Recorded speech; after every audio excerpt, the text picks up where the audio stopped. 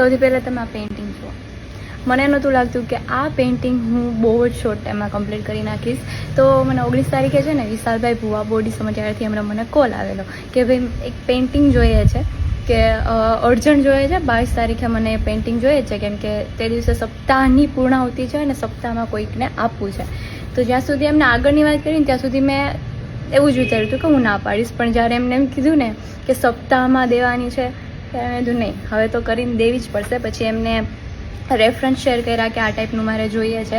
તો હું અહીંયા છે ને એક રેફરન્સ લગાવી હતી, મતલબ એ રેફરન્સ લગાવી હતી જેમાંથી મેં આ પેઇન્ટિંગ બનાવ્યું છે. એમાં એ જે રેફરન્સ એમને આપેલું ને એ AI જનરેટેડ હતું. 18 તારીખે એમનો કોલ આવેલો. 18 તારીખે હું હતી અમદાવાદ.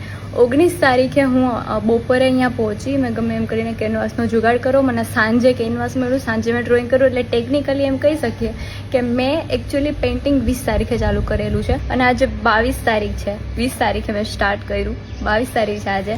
છેલ્લે આજે કામ હતું નીચે લખવાનું કે કોના તરફથી છે, એ વસ્તુ કમ્પ્લીટ કરીને હવે હું આને ફ્રેમ બનાવવા માટે દેવા જાઉં છું. મને નથી ખબર કે મારાથી આ થઈ જશે.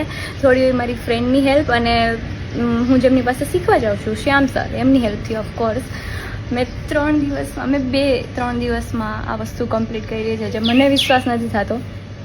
હવે તમને એમ થતું હશે કે તમારા માટે તો શું, તમે તો ભાઈ નહીં ભાઈ, હું એટલી બધી ખાસ આર્ટિસ્ટ છું પણ નહીં. મારું આ પહેલું પ્રોપર પેઇન્ટિંગ હશે. તમને એમ થતું હશે દ્વારકાધીશની પેઇન્ટિંગ તો તમે કરો છો, પણ એ છે ને એકદમ ફ્લેટ હોય, એમાં મેઇન કામ બધું મોતીનું હોય. પણ આની અંદર જે હાઇલાઇટ, જે શેડો, જે આ બધું મેં ક્રિએટ કરેલું છે, ઇટ વોઝ અનએક્સપેક્ટેડ ઓફકોર્સ. મતલબ મારાથી થાય એમ હતું નહીં, મને નહોતું લાગતું કે મારાથી થઈ જશે, બટ સ્ટીલ આમના ઉપર વિશ્વાસ હતો અને મેં કરી નાખ્યું. મેં એકચ્યુઅલી છે ને બધાને હા પાડી દીધી હતી. મેં પેલા જે ભાઈ હતા એમને હા પાડી દીધી, જેમને મને બનાવવાનું કીધું. એ ભાઈએ જેમને દેવાની હતી એમને હા પાડી દીધી. બધાને હા પાડી દીધી. અને પછી આઈ વોઝ ઇન ડાઉટ, થઈ જશે મારાથી?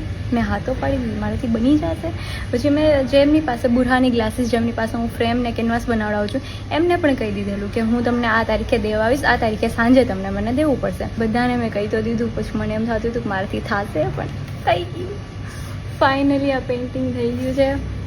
ભાઈ સાહેબ, only I know the struggle. કેમ કે હું છે સાવ બિગનર છું, મને નથી આવડતું, ખરેખર મને પેઇન્ટિંગ નથી આવડતું. હું ક્લાસીસ લઉં છું પેઇન્ટિંગના. તમને એમ થતું હશે કે મને પેઇન્ટિંગ આવડે, મેં એમને ચાલુ કરી દીધું, પણ બસ થઈ જાય છે એની રીતે.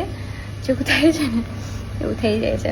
આમ જોઈએ તો 20 ને 21 2 જ દિવસ કહેવાય. 22 તારીખે તો ખાલી આ નીચે જે લખ્યું છે ને એ જ કર્યું હતું. હું આ ફ્રેમ બનાવવા દેવા જાઉં છું. આજે જ બપોરે ડિલિવરી છે આ પેઇન્ટિંગની. તો બોડી સમજવાળામાં જે લોકો સપ્તાહમાં જોવે આ પેઇન્ટિંગ, પ્લીઝ મને ફોટો શેર કરજો પ્લીઝ.